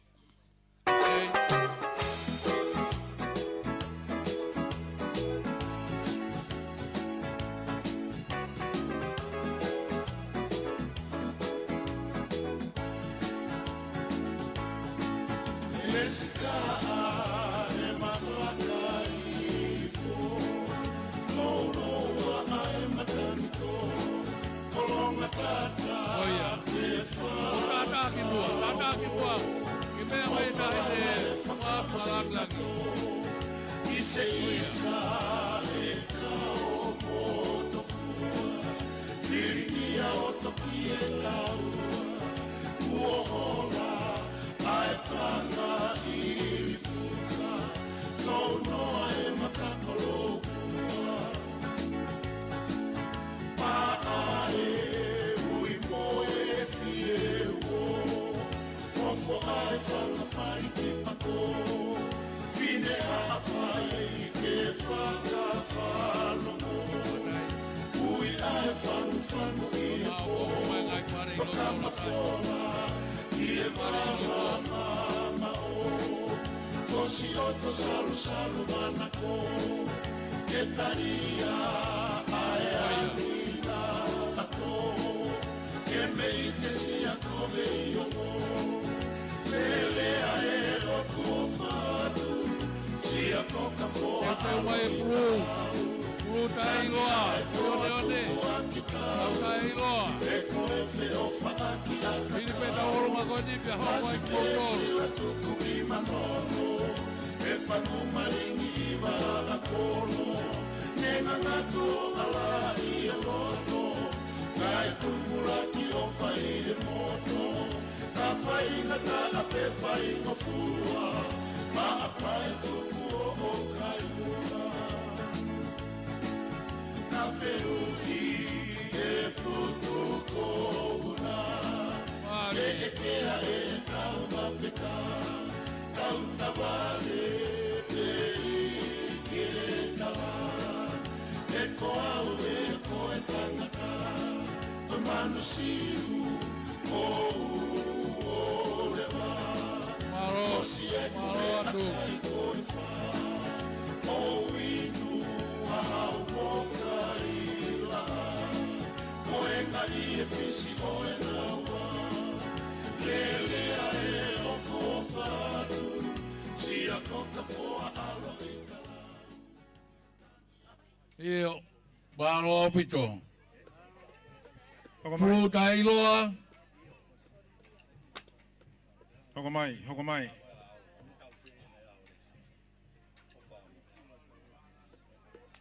Ikai.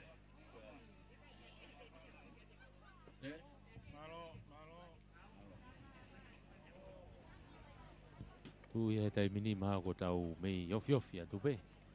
Ai Katoanga ko ngā hi whawhiwhia. I he whama popo e tau Katoanga e ahon. Kau kei toi pe, kau kei toi pe e mo mea mai pe kei whakahoko hoko atu pe. Ai ngā hi whame i te. Kei mea pe taine whalanglangi. Fatula watu, ula matatoa. Hawa doa ki whiwhia e hoa koeni. O ki whiwhia koeni, o hoan. O kau kolisi tutuku ia, o kolisi katupau, piap katoloa. Unau, nofo. Whanua i hapain. O whai ai e whakaukau koeni. I kau be hono teke, mai moa e ango tamaiki. Kai ke hame ai ma. Ko kau be he fia he aho koen. Mo mo le ate takatai pasteni. Vai sekretar lahi. Vai kostuk pau ko do be ngoi. Foi ole Houa koen. Tuk be ke mau kau adi he fia. Mo le ate tahine ke Kolisi Salote. Ko tau whaka osien. He kai te mau rawa ta utu ka moutu. Mo le ate. Já mai foi fácil. Coisa que do bom, o fato.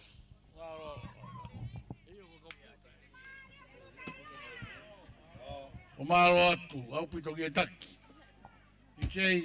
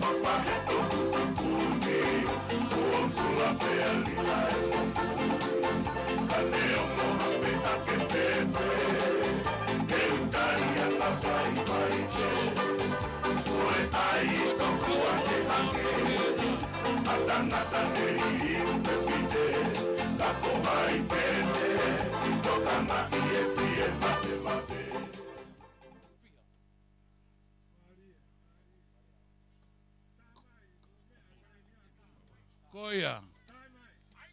Taia DJ. DJ. Kolisi katupau. Ifi. Ei fi. DJ.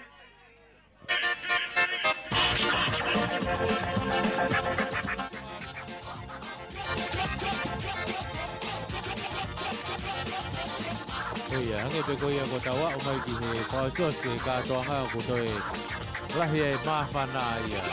Ko ko tu pou ko ke pe ko mafana ka ko tu koia ko tu pou. Taki mai ai tata i pare mia Tonga. To ta po va tu ne toa. Ko e ka ko tu ku ia ko au i loto he Taiamoni. Ko tu pou ia. Ai, ko pare a tu kia ko Kolisi Taufa'ahau Pilolevu ako mafana ite.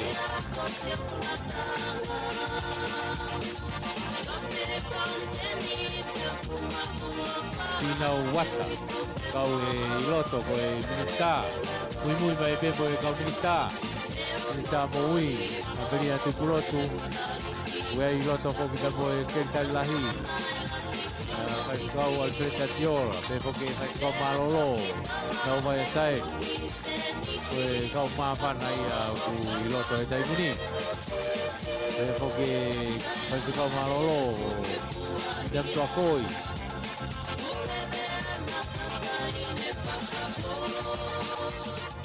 Berita kodungau te fatau aki, sabi vai pulu pe porque minista ako.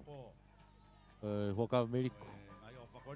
Kako ngahi mafana ia aho ia. Pahokat pea e o whakoni. Api kolongo a kau, wakasiwola. Tuplot whinau, salon whinau, tufola. Ao maa sela katoki kakau mo mere kap. Salote whinau a whemui. Ao maa vika tuplot whinau. Iai nau tokoni heni. Papanga ni mafe. Iai mo mea whae family. Whangamakapuna o funak fitarika. E fotu koula koloio loto wha.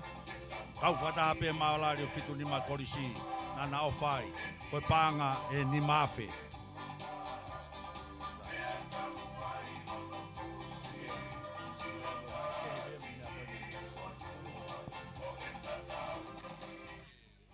Malo.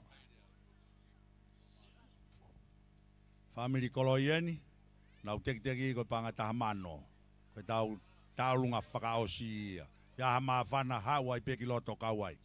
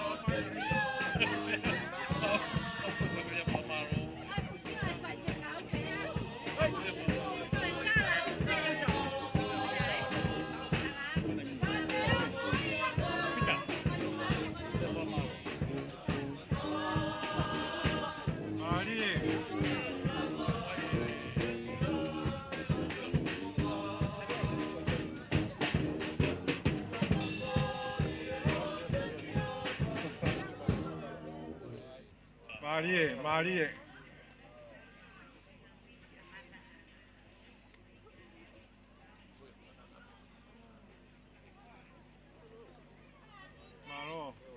Malo e ofa. Malo mo e whakapare, malo e ofa. Malo e tokoni.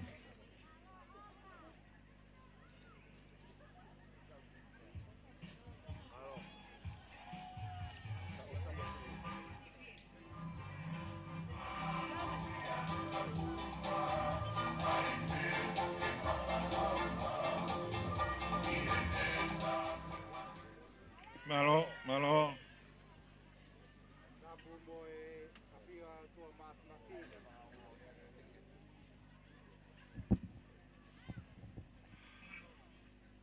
Tapu moe tahine falangi Prinsesi Salote Mafile'o Tuita. Pea kokore ke hawhaki he whakatapu. Ula, kore whamore more atu, kuongonga ai taimi. Pea kuo tuduni ke whakangata he tau katoanga koe ni. O kuiai mo ngai whatongia kehe o ku tunuku mai.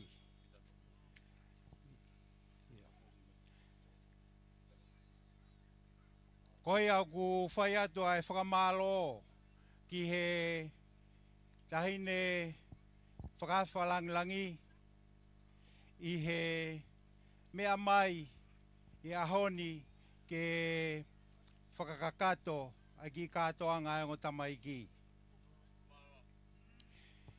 Whamalo ki he kainga na honau tolu ai whita e aho.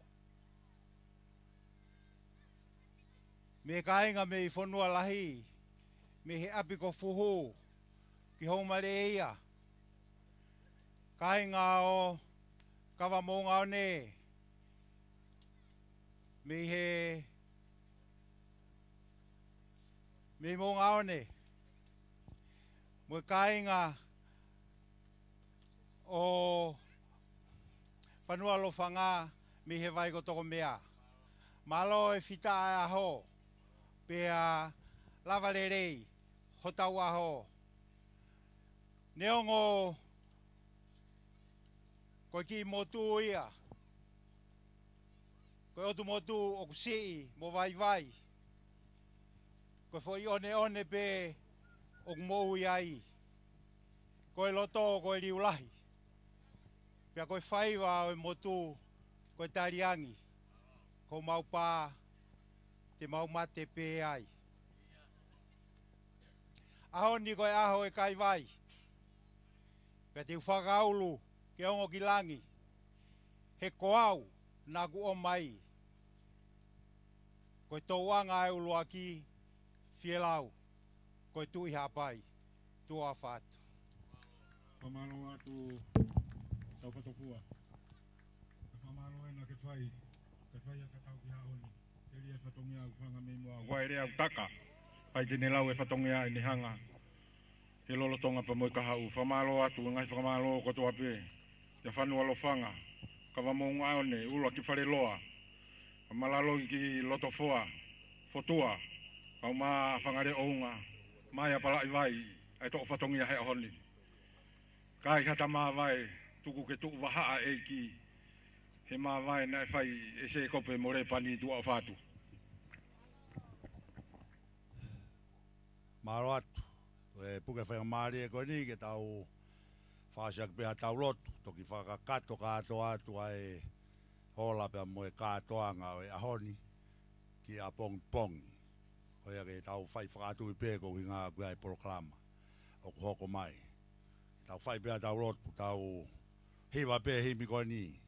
Tau kau ke whakama lo ia a e tamai a lo lau ma e kau a e kakai o la ina kau mo mama ni fo lebe men o mau whawhetai ai o tua kau mai ai a Fiona pia mau ikuna noa whakalahi ai pe ho a Fio ho mau siim ho mau vai vai mau whakawhaitai atu ko i ko whakawhainga maari ai a ho mea e ni ai whakalangi taine princess o whaina o Tonga Salote Mafile'o Pilolevu Tuita kau mai paremia ho ek minister ek paresteni ka maske tai la pehe ki he kainga pia me loto foa pehe ki lo fanga kau ma mongaone fai ai fei ilo e aho koeni kau mai whakawhia pia mo e whakamanatu ai nau tolu ko toa pe na nau wako I hako anga ka mai tokoni mo e pou I ngahi hako anga ko toa pe o e otu tongani mau fie ke whakahoko atu ai whakawhitai pia malo ho kau mai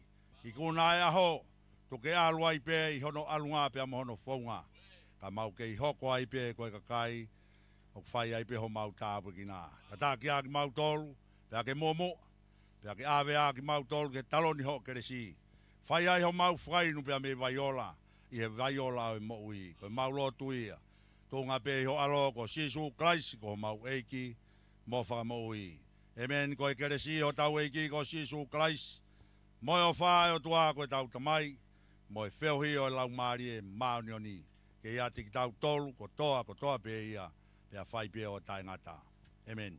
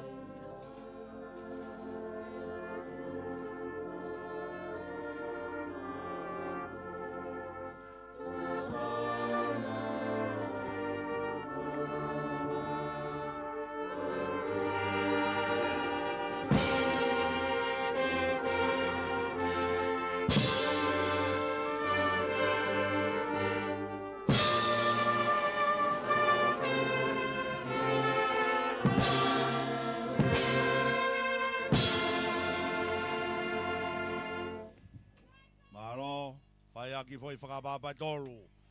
Hipi hipi, rei. Hipi hipi. Hipi hipi. Malo au bit. Whaunga tupe, ko ai fiaf. Pea ko ene kakatoia e tau Katoanga mo e Polokalama ko ia o e Houani I he whaiwhatongia tu ko ia mei he malae ko Petani malae ko Lontoni, api ko Lontoni ai Katoanga ko ia o e Siupeli Taiamoni ai kakato atu e aho ia ku toe whatongia ke whai ki ai whakamaunga ki ai he whiawhini ko e Polokalama ko ia o e whakamau au kai whakafonua e whakahoko whokia ki he wharelotu ko ia Sangata Teresia o e Seas Katolika Loma e whakahoko ia nai mahalpe ki he laine o e Nima pe ofi pe ki ai ai ko fie mau ke whakatu e ngahi taimi e ku tuli holope ko e ahoni ko aho whemo e kina lahi au pito e ahoni pia hange ko lau ko e aho Katoanga ka ko e anga ia o e whakanauna o e Katoanga mo e Polokalama o whakahoko I he whoione o ne mei hapai ko e tūkatai mini ku mea to e tahine whalanglangi ki he mea lere, mea anga ko hi ke